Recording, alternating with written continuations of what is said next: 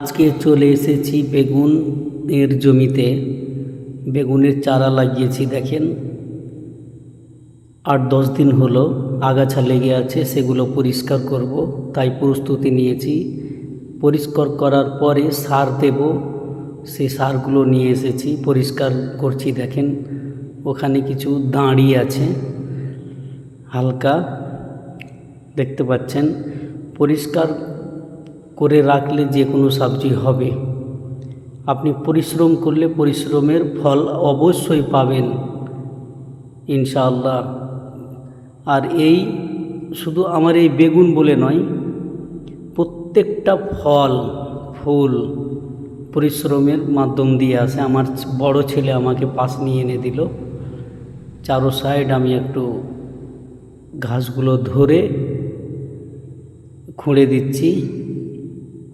প্রত্যেকটা গাছের পাশে এরকম করে করতে হবে, তাহলে জড়গুলো চারোদিকে যাবে।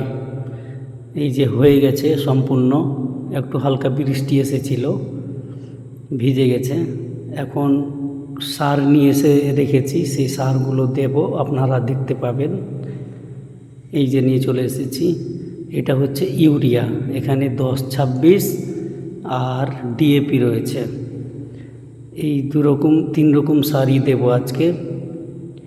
স্প্রেও প্রয়োজন, স্প্রে দেব ইনশাআল্লাহ। এখন